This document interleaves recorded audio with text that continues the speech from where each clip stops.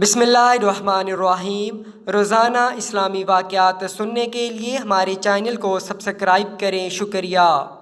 مکہ مکرمہ میں ایک عورت تھی، اس کو اپنے حسن پر بڑا ناز تھا۔ وہ ایک مرتبہ نہانے کے بعد کپڑے بدل کر اپنے بال سنوار رہی تھی، آئینے کے سامنے کھڑی تھی اور اپنے آپ پہ فرفتہ تھی کہ میں بہت حور پری ہوں۔ خاوند کو جب دیکھا تو اس نے بڑے ناز نخرے سے بات کی کہ ہے کوئی مرد ایسا جو مجھے دیکھے اور میری تمنا نہ کرے؟ تو خاوند نے کہا ہاں ہے، عبید بن عمیر۔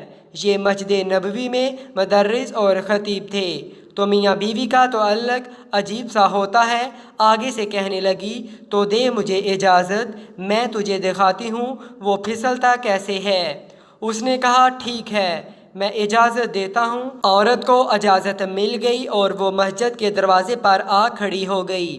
اب جب مولانا عبید بن عمیر مسجد نبوی صلی اللہ علیہ وآلہ وسلم سے باہر نکلے تو عورت نے پہلے اس طریقے سے بات کہی جیسے کوئی مسئلہ پوچھنے کے لیے کھڑی ہو۔ تو مولانا کھڑے ہو گئے۔ اس دوران اس نے اپنے چہرے سے نقاب کو ہٹا دیا۔ اس کا خیال یہ تھا کہ جب وہ میرے حسن و جمال کو دیکھیں گے تو فرفتہ ہو جائیں گے۔ جیسے ہی اس نے ایسا کیا تو انہوں نے نظر ہٹا دی اور کہا دیکھو کیوں ایسے کام کرنے کے بارے میں سوچتی ہو جس سے تمہیں دنیا میں بھی ذلت ملے گی اور آخرت میں بھی ذلت ملے گی۔ اب یہ الفاظ ان کے منہ سے اتنے درد سے نکلے وہ شرما گئی اور واپس آ گئی۔ شوہر نے پوچھا کیا بنا؟ کہنے لگی کیا مرد ہی نیک ہوتے ہیں، عورتیں نہیں نیک ہو سکتیں؟ میں بھی نیک بنوں گی۔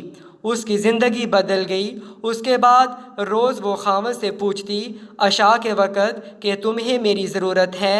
اگر کہتا ہاں تو وہ وقت خاوند کے ساتھ گزارتی اور اگر وہ کہتا نہیں تو حبہ پہن لیتی اور ساری رات مصلے پہ عبادت کرتی۔ اس کا خاوند کہا کرتا تھا پتہ نہیں عبید بن عمیر نے ایک فقرہ بول کر میری بیوی کو نیک کیسے بنا دیا۔ شکار کرنے کو آئے، شکار ہو کے چلے۔ تو یہ کفیتیں ان کی اس لیے تھی کہ پروردگار عالم نے ان کے دلوں میں ایک اثر ڈالا ہوا تھا، ایمان کامل ان کے دلوں میں تھا۔ اور یہ نہیں کہ صرف بڑے لوگوں کا یہ حال تھا، بچوں کا بھی یہی حال تھا۔ ایک باپ اپنے بیٹے کے ساتھ جا رہا تھا۔ اس نے راستے میں آم کا باغ دیکھا جس میں پکے ہوئے آموں سے درخت لدے ہوئے تھے۔ بچے کے باپ کی نیت میں فطور آ گیا۔ اس نے بیٹے کو بولا میں باغ میں آم توڑنے جاتا ہوں، تم یہی کھڑے رہو اور اگر کوئی نظر آیا تو مجھے آواز دے دینا۔ اور باپ باغ میں آم چوری کرنے چلا گیا۔ چنانچہ جیسے ہی خوشے کے قریب پہنچا تو بچے نے پیچھے سے آواز لگا دی اے ابا جان، اے ابا جان، کوئی ہمیں دیکھ رہا ہے؟ تو وہ گھبرا گیا اور ویسے ہی واپس آ گیا۔ آ کے دیکھا تو گلی میں تو کوئی بھی نہیں تھا۔ وہ بیٹے کی اس حرکت کو دیکھ کر سخت غصہ ہوا اور بولا یہاں تو کوئی بھی موجود نہیں جو ہمیں دیکھ رہا ہے۔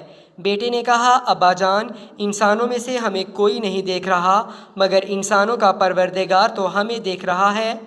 چھوٹا بچہ 10 سال کی عمر ہے، تقریباً اس کا بھی یقین ایسا بن گیا تھا اور یہ یقین خود بخود نہیں بنتا تھا، ماں باپ بناتے تھے۔ داؤد طائی رحمۃ اللہ علیہ ایک بزرگ گزرے ہیں، بڑے محدث بھی تھے اور فقیہ بھی تھے اور مشائخ صوفیہ میں سے تھے۔ امام اعظم ابو حنیفہ رحمۃ اللہ علیہ کے ہاں جو خاص شاگرد تھے نا 40 جو فتویٰ لکھنے میں اور مشورہ دینے میں کام آتے تھے، جو مجلس مشاورت تھی، یہ اس میں سے ایک تھے۔ بہت تقویٰ کے پہاڑ تھے۔ وہ اپنے بارے میں خود بتلاتے ہیں کہ میری عمر 5 سال کی تھی تو میرے ماموں گھر آئے اور کہنے لگے کہ داؤد اللہ کو یاد کر لیا کرو۔ میں نے کہا کیسے یاد کروں؟ ماموں کہنے لگے جب تم سونے لگو نا بستر پہ تو اس وقت تم یہ کہہ لیا کرو اللہ میرے ساتھ ہے، اللہ مجھے دیکھتا ہے، بس یہ کہہ دیا کرو پھر سو جایا کرو۔ وہ کہتے ہیں میں نے کہنا شروع کر دیا۔ پھر کچھ عرصے بعد ماموں سے ملاقات ہوئی تو کہنے لگے اللہ کو یاد کرتے ہو؟ میں نے کہا ہاں۔ وہ کہتے اتنا ہی کافی نہیں بلکہ اب کچھ زیادہ اللہ تعالیٰ کو یاد کرو۔ تو پھر کہنے لگے میں سونے سے پہلے اللہ مجھے دیکھتا ہے، اللہ میرے ساتھ ہے، آنکھ بند ہونے تک کہتا رہتا۔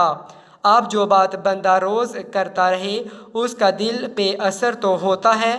وہ کہتے ہیں کہ میں بچہ تھا، ان الفاظ کے بار بار کہنے اور ڈرنے سے میرے دل میں اللہ سبحانہ و تعالیٰ کا ایسا استخار آ گیا کہ بچپن ہی میں دل میں یہ خیال پیدا ہو گیا کہ میں نے اللہ سبحانہ و تعالیٰ کی زندگی بھر کوئی نافرمانی نہیں کرنی۔